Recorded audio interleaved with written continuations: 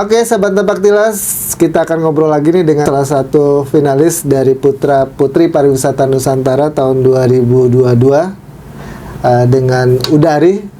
Kita akan ngobrol terkait dengan pariwisata. Tapi berhubung Napak Tilas ini concernnya adalah di budaya dan tradisi, maka kita akan ngobrol dengan Uda itu terkait dengan pariwisata, budaya dan tradisi. Oke, Uda. Budaya dan tradisi Nusantara ini sangat banyak sekali, sangat banyak, bahkan beragam ya. Mungkin bisa ratusan bahkan ribuan jenisnya. Jenis budaya. Menurut Uda, budaya dan tradisi Indonesia itu masih oke nggak sih untuk pariwisata? Menurut saya pribadi sih masih oke banget, Bang. Bahkan di mata dunia pun mereka datang ke Indonesia itu hanya untuk melihat budaya gitu. Karena memang di luar sana kan hanya kayak kita nyanyi dan lain sebagainya. Tapi kalau di Indonesia kan ada gamelan, itu yang membuat unik. Terus kemudian angklung, terus ada beberapa kesenian di daerah timur yang memang bukan sangat jarang terekspos ya, tapi bahkan belum terekspos seperti itu. Jadi yang membuat saya suka atau membuat Indonesia itu unik itu yaitu karena Indonesia itu masih kental akan budayanya, Kang. Itu kan di mata dunia. Di mata dunia. Bahwa Indonesia salah satu keunikannya adalah budaya dan tradisi. Nah, bagaimana generasi muda menyikapi budaya dan tradisi ini, Uda? Wah, agak berat ya, berat. Agak berat ini, Kang. Tapi kalau udah sekarang lihat anak-anak muda, memang banyak yang memang sudah bukan meninggalkan, tapi kurang suka untuk ke tradisi budaya lokal ya atau budaya lama kita. Tapi banyak beberapa kayak seperti Saung Mang Ujo itu kan merangkul anak-anak biar suka untuk cinta akan budaya angklung gitu. Bahkan kalau kita main ke sana pun anak muda, orang tua, bahkan anak-anak yang masih kecil itu dipegangin angklung satu-satu. Jadi kita itu diajak belajar main angklung, gimana caranya bisa akrab dengan angklung tapi dengan suasana yang menarik seperti itu. Jadi ya dibilang anak muda zaman sekarang kehilangan jati diri bangsa sih. Memang ada beberapa oknum yang memang sudah pura-pura lupa, istilahnya pura-pura lupa akan jati dirinya. Cuman memang masih banyak sekali anak muda yang masih suka atau cinta budaya Indonesia. Terkait dengan budaya dan tradisi memang tantangannya berat ya, terutama berat untuk mengedukasi generasi muda. Nah, menurut Uda, apa sih strategi yang harus dilakukan supaya budaya dan tradisi Nusantara ini tidak punah?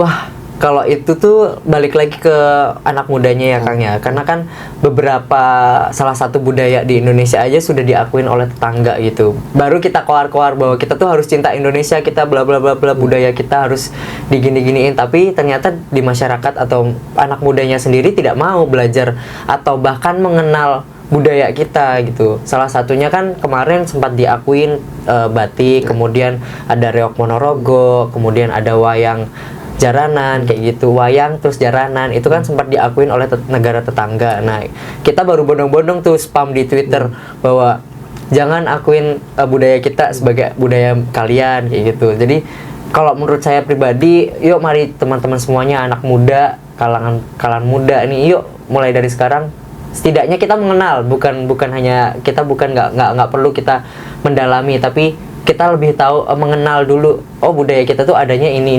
Jadi semua budaya kita akan tetap terjaga seperti itu. Sejauh ini yang udah pernah temui budaya dan tradisi di Nusantara ini yang unik di daerah mana? Yang unik itu di daerah Nusa Tenggara Barat. Oh, apa itu? Jadi salah satu di kabupaten di Nusa Tenggara Barat itu di daerah Lombok Utara. Itu tuh masih kental banget budaya bahwa di desa itu rumahnya itu dari jerami. Dan lapisan tanahnya itu dilapisin dengan kotoran sapi, kotoran kerbau. Jadi tapi di dalam rumah itu nggak bau sama sekali, Kang. Jadi ketika dia mempoles lantainya itu nggak ada bau-bau kotoran kerbau itu nggak ada. Dan itu membuat masih ada yang mempertahankan kayak gini. Bahkan mereka tuh di dalam lingkungannya itu tidak menggunakan listrik. Tapi ya walaupun zaman sekarang udah ada tersalurkan listrik, tapi mereka tuh lebih tetap menggunakan tintir atau lilin-lilin seperti itu. Sempat nginep juga? Kalau nginep belum kebetulan karena memang tidak diizinkan untuk menginap kalau tidak boleh. saya ya, kalau saya cuman karena memang kami study tournya itu dari pagi sampai sore, kita mengenalnya lebih dalam. Bahkan tarian mereka tuh suguhkan dengan epic. Jadi teman-teman kalau penasaran bisa ke Desa Bayan, Desa Sade di Lombok Tengah, Desa Bayan itu di Lombok Utara. Jadi teman-teman bisa datang tinggal atau mengunjungi desa itu, mengenal lebih dalam lah budaya yang saya sebutkan tadi. Oh, keren ya. Sangat keren bagi saya. Itu di Nusa Tenggara. Nusa Tenggara Barat. Oh, oke, kejauhan itu ya. Waduh, kejauhan paling ya. dekat di Jawa. Kalau di Ada Jawa, nggak? Pernah keliling kemana di Jawa? kalau di Jawa saya ambilnya Yogyakarta bisa ya mungkin ya. Kalau di Jogja itu entah kenapa kalau kita menginjakkan kaki di Jogja itu selalu terngiang bahwa kita tuh harus mampir di keraton. Nah, keraton itu kan masih ada beberapa kali pementasan tarian Jawa. Nah, jadi itu yang membuat saya uniknya sampai sekarang tuh kita bisa melihat secara langsung bahwa keraton itu menyuguhkan tarian-tarian khas dari keratonnya untuk masyarakat seperti itu, Kang. Pernah nggak ke pedalaman? Untuk suku pedalaman belum sampai sekarang, iya. Tapi ada keinginan untuk pergi ke suku dalam, ada sih, Kang. Itu wajib tuh. Kalau suku dalam kan masih original ya. Ori banget. Ke Cirebon juga belum, ternyata udah. Iya. Padahal deket ya dari rumah keluarga. Nanti kapan-kapan harus ke Cirebon. Iya, siap, Bagaimana menikmati suasana Cirebon ya. Kalau Cirebon kan terkenal dengan budayanya. Ada beberapa keraton di sana. Kemudian ada juga budaya dan tradisi yang rutinitas dilakukan. Di keraton sendiri setiap tahun itu ada sekitar 39 event. 39 ya, event, wow. yang diselenggarakan. Jadi kayaknya sayang kalau udah nggak sempat mengeksplor Cirebon. Baik. Itu. Oke, udah terkait dengan budaya dan tradisi Nusantara itu kan selalu dijargon-jargonkan ya, didengung-dengungkan bahwa kita harus cinta terhadap budaya dan tradisi Nusantara. Benar, Kak. Actionnya apa sih?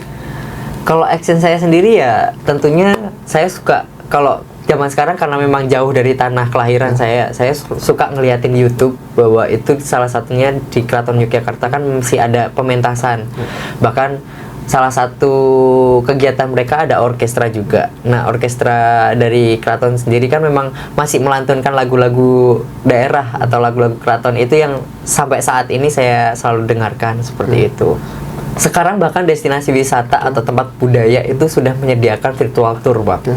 Jadi salah satu virtual tournya itu kita nggak perlu datang ke tempatnya, tapi kita bisa jalan-jalan, istilahnya jalan-jalan di rumah aja gitu. Karena memang sekarang karena efek pandemi COVID-19 itu membuat inisiatif masyarakat itu lebih luas lagi. Jadi ada salah satu orang yang memang standby di sana untuk melaksanakan turnya, dan satu wisatawannya bisa dinikmati di sini atau di lokasi manapun seperti itu. Jadi kita hanya cukup membayar mereka akses untuk virtual tournya, dan mereka itu akan menjelaskan bagaimana ini destinasinya apa, budayanya apa, kemudian bentuk rumah yang asli seperti apa. Jadi kita masih bisa merasakan jalan-jalan kemana aja, tapi tetap di sini aja kayak gitu. Tapi kan beda, ada. Ya. Rasanya feel-nya beda. Feel-nya tetap beda. Cuman karena kita hanya ingin mengenal, kita mungkin saat ini kita tabung lah rasa kangen kita untuk jalan-jalan seperti itu. Tapi suatu saat ketika kita pengen jalan-jalan, oh berarti kita sudah tahu sana tuh tempatnya seperti ini. Kita bisa mempersiapkan diri bagaimana kita akan jalan-jalan ke sana dengan menggunakan apa, terus kemudian kita istilahnya planningnya udah jauh daripada sebelum kita hanya tahu tempatnya di sini, seperti itu sih, Pak. Suka jalan-jalan dan bikin video kayak gitu, Kang. Ini masih di HP saya ada udah banyak banget video yang masih ketumpuk belum diedit. Iya. Jadi mungkin ya teman-teman juga bisa memanfaatkan teknologi zaman sekarang sebagai itu salah satu juga virtual tour juga ya, karena kita bikin video yang nikmatin orang lain kayak gitu sih, Kang. Salah satu tolak ukur suatu bangsa, kejayaan bangsa itu dilihat dari budaya dan tradisi. Katanya sih budaya dan tradisi punah, maka kehancuran akan terjadi. Ya. Menurut Uda? Saya sangat setuju dengan pendapat itu ya, Kang ya, karena istilahnya kalau kita kehilangan jati diri bangsa, ya kita nggak kenal bangsa ini sendiri. Bahkan Soekarno aja mempertahankan bangsa ini dengan budaya, dia memperjuangkan kemerdekaannya dengan budaya sendiri. Mereka menggunakan kain batik untuk berjuang, menggunakan bambu runcing untuk berjuang membunuh tentara Belanda, tentara sekutu, seperti itu. Kalau kita kehilangan jati diri bangsa, ya sudah kita sudah tidak akan menjadi bangsa Indonesia atau bangsa Nusantara ini. Sangat ngeri ya, satu persatu akan punah. Akan punah. Kalau generasi muda tidak mengembangkan atau membangkitkan kembali budaya dan tradisi Nusantara itu. Nah, itu kan beda zaman dah. Dulu orang tua ya oke lah masih komit terhadap pakem-pakem budaya dan tradisi. Menurut Uda, terobosan apa sih yang harus dilakukan supaya budaya dan tradisi itu tidak sirna? Tapi generasi muda masih menikmati masa kekiniannya gitu. Apa yang harus dilakukan, Dak? Karena saya memang suka desain, Kang. Jadi salah satu kiblat saya itu mode desain baju itu tidak hanya monoton menggunakan batik full batik seperti itu. Saya selalu mengkombinasikan batik itu gimana caranya biar packaging atau enak dipandang orang tapi tidak kehilangan unsur budaya batiknya. Terus kemudian ada salah satu desainer muda juga di Sragen asal kabupaten saya sendiri itu juga sekarang sudah go nasional, bukan go Sragen atau go provinsi aja. Dia itu memadukan batik, tenun, budaya-budaya daerah di Indonesia itu, wastra Indonesia itu menggunakan ikat. Jadi menggunakan tali, makrame seperti itu. Nah, jadi salah satu motif bajunya itu ada seleret motif tenun atau ikatnya kayak gitu, baru dikasih makrame. Jadi terkesan desainnya masih anak muda tapi tidak meninggalkan kebudayaan Jawanya atau kebudayaan daerah lain. Selama ini udah suka dengan budaya dan tradisi itu kan lebih ke wastra ya? Iya, ke wastranya, Kang. Wastra itu apa sih? Mungkin teman-teman banyak yang belum tahu nih malah. Oke, wastra itu sebuah kain daerah atau yang bisa kita sebut sebagai batik, tenun, songket, itu tuh wastra daerah, Bang. Di Indonesia itu ada berapa banyak yang kategorinya wastra? Wow, banyak sih, Kang. Tapi salah tiganya yang saya sebutkan tadi ya, batik. Batik itu bahkan di Indonesia sudah banyak. Bahkan satu kota itu bisa banyak sekali jenis batik. Kemudian ada tenun, tenunnya itu. Sebentar, batik ada berapa ribu motif sih di Indonesia? Wow, waduh, kalau ditanya motif ada berapa ya? Yang jelas itu bahkan bisa dikatakan hampir ribuan motif itu udah ada kan sekarang. Karena kan memang sudah masuk ke zaman modern juga. Jadi motif batik pun sudah mengalami modernisasi. Kemudian ada tenun. Tenun itu enggak di satu provinsi aja kadang-kadang memang ada yang 3 atau 4 motif yang memang mereka buat. Bahkan satu daerah aja beda-beda tenunnya, seperti ada yang tenun ikat, ada yang tenun memang dari tenun tangan seperti itu. Sebentar, kalau tenun kan identik dengan di luar Jawa ya? Iya, tapi di Jawa, jangan salah, Jawa tetap ada. Di Jepara ada tenun, ada, Kang. Kita sebutnya tenun Jepara, tapi untuk motifnya ada banyak juga. Dan saya masih pelajari itu, Kang. Oh iya, justru saya tahunya adalah kalau di Jawa itu identik batik. Batik. Kalau apa tadi? Tenun itu di luar Jawa. Di luar Jawa. Tapi memang di Jawa ada. Gitu. Kalau songket baru kebanyakan memang dari luar. Iya. Songket Jawa. Ya, songket terus apa lagi tadi? Songket, tenun, dan batik itu 3. ada ya salah tiganya lah ya. Kalau disebutin nanti nggak selesai nanti kita. Batik tadi udah punya pasar sendiri. Ada nggak sih anak muda yang suka tenun?